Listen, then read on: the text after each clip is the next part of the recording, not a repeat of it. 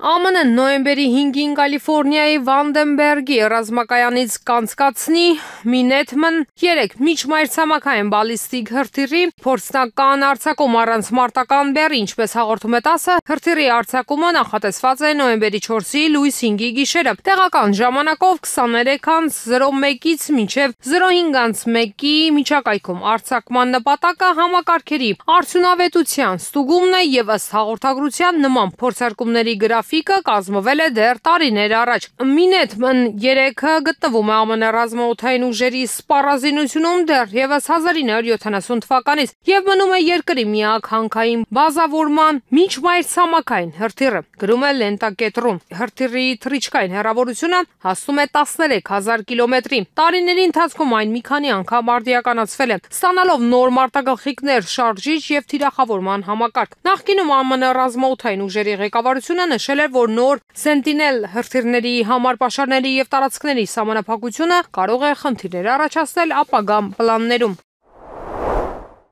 Ուկրաինայի անդամակցությունը Եվրամիությանը լուրջ խոչընդոտների կհանդիպի եւ մոտ ապագայում տեղի չի ունենա, հաղորդում է Reuters-ը վերլուծելով Եվրոպական հանձնաժողովի նոր զեկույցը։ Զեկույցում նշվում է, որ Կիևը ցուցաբերել է ուշագրավ հանձնառություն դաշինքին միանալու հարցում, սակայն պետք է հակադարձի կոռուպցիայի դեմ պայքարի վերջին բացասական միտումներին եւ արագացնի օրենքի գերակայության բարեփոխումները։ Մասնավորապես Ուկրաինային կոչ է արվում ավելի մեծ առաջընթաց գրանցել դատական անկախության, կազմակերպված հանցագործության դեմ պայքարի եւ քաղաքացիական հասարակության նկատմամբ հարգանքի հարցում։ Նախագծում նշվում է, որ վերջին բացասական միտումները, այդ թվում Ուկրաինայում կոռուպցիայի դեմ պայքարի մասնագիտացված մարմինների եւ քաղաքացիական հասարակության վրա ճնշման աճը պետք է վճռականորեն հակադարձվեն։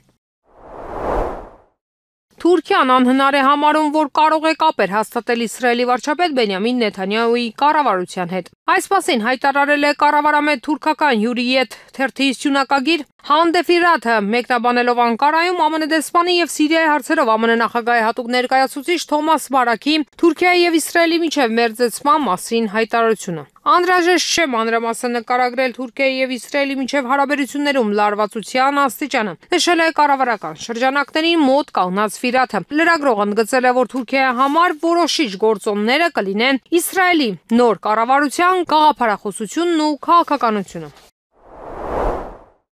Հարավային Կորեան սեփական միջուկային զենք մշակելու մտադրություն չունի, այս մասին հայտնել է պաշտպանության նախարար Ան Կյուբեկը, հաղորդում է Յոնհափը։ Նոյեմբերի 4-ին պաշտպանության նախարարը բանակցություններ է վարել Պենտագոնի քարտուղար Փիթ Հեքսեթի հետ, հանդիպումը տեղի ունեցել Սեուլում, որից հետո պաշտոնյաները համատեղ մամուլի ասուլիս են անցկացրել։ Ասուլիսի ժամանակ Ան Կյուբեկը նշել է, որ Հարավային Կորեան միջուկային զենքի չտարածման մասին պայմանագրի կողմ է։ Հետևաբար մենք միջուկային զենք չենք մշակելու, ընդգծել է նա։